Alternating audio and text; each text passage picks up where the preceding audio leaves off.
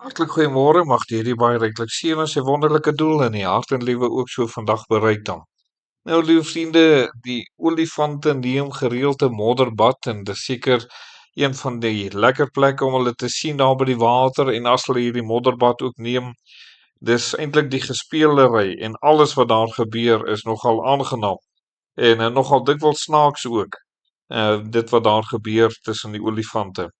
Maar waarom neem hulle hierdie modderbad? Waarom is dit so belangrik vir hulle? Al doen hulle dit so alspelend dan ook.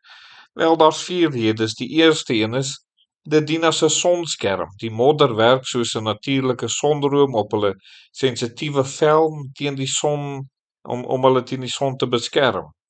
Die tweede is die verkoeling wat dit bied. Wanneer die water in die modder op die vel verdamp, koel dit die olifant se liggaam af en daarom het hulle dit so nodig veral op die warm dae dan ook. En dan insekbeskerming. Die droë modderlaag keer dat vliee en muskiete aan hulle vel byt. Nogal vir my interessant as jy nou dink hoe dik hulle vel in elk geval is, dat hulle nog steeds die modder nodig het teen die muskiete. En dan, liewe vriende, die laaste een is die velsorg.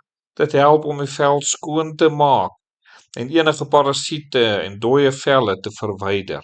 So dis die redes waarom hulle dit moet doen en dit is sekerlik tot voordeel van hulle dat hulle dit dan ook so doen dan. So, liewe vriende, wil ons dan vandag ook so met u deel na aanleiding van die gebed van die Here daar in Getsemane. Jy weet, ons lees in Lukas 22 vers 41 en hy het hom van hulle afgesonder, omtrent so ver so mens met 'n klip kan gooi en neergekniel en gebid. En hier is die wonderlike saak dat die Here op 'n plek gekom het wat hy hom afgesonder het, wat hy alleen gaan bid het. En dit moet seker in ons lewe ook gebeur, want daar sulke plekke is wat ons alleen gaan bid en voor die aangesig van die Here kom. En liewe vriende, miskien in swaar stryd, miskien ook soos die Here en soms in geweldige spanning wat daar in ons lewe mag wees. Maar ek dink hier is die antwoord wanneer daar baie spanning in 'n mens se lewe is, gaan in jou binnekamer en gaan bid en roep tot die Here daar en die Here sal hoor. En dis juist die antwoord wat daar is. Maak nie saak hoe groot die probleem, maak nie saak hoe groot die stryd is nie. Gaan in jou binnekamer en gaan bid en sien dit wat die Here dan ook kom doen. Die verdere saak is toe die Here hom hier afgesonder het in gebed en dit so belangrik is dat ons daaruit leer dat ons ook alleen moet gaan bid is die gesindheid waarin die Here dit ook gedoen het. En ons lees daar in vers 41 en hy het hom van hulle afgesonder omtrent so ver as 'n mens met 'n klip kan gooi en neergekniel en gebid. Dit raak my so wonderlik aan om daaraan te dink dat die Here Jesus, al was daar niemand anders nie, neergekniel het en hy het gebid. Die wonderlike gesindheid wat daardeur geopenbaar word dat ek hom onderwerp aan die Vader se wil, dat hy algeheel oorgegee is en dat hy ook so bereid was om die volle wil van sy Vader uit te voer.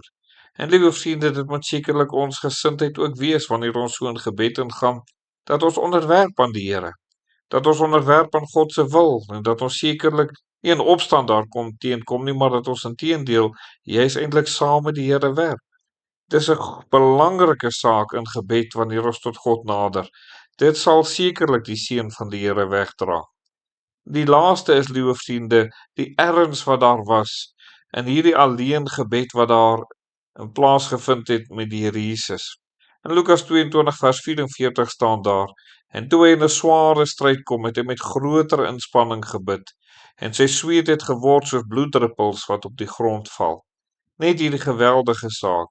Die Here het met groter inspanning gebid, toe die stryd swaarder geword het. En liewe vriende, dit was die erns van die saak. Dit was so ernstig dat die Here geweet het, hy moet hierdie saak deurbid, en hy moet sekerlik bid dat daar 'n duidelike antwoord is, en daar was ook 'n duidelike antwoord, daarom het die Here ook gesê, nogtans nie my wil nie, maar laat u wil geskied. En hy het gevra dat die beker by hom verby moes gaan, maar dit is nie die wil, dit was nie die weg nie.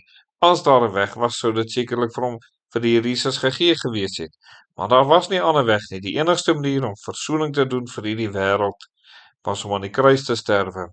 En daarin alleenheid het die Here in groot erns hierdie oorwinning kom behaal. So sal die Here dit ook vir u kom doen, liewe vriende, as jy in erns In afsondering tot God gaan nader in gebed, sal die Here sekerlik vir u kan help. Kom ons bid dan saam. Ons dierbare Here, ons bid vir hulle vandag wat in nood en benoudheid is, dat hulle in erns tot u sal nader, en dat hulle sal weet u hoor en u kom doen 'n groot en 'n heerlike werk dan ook. Amen.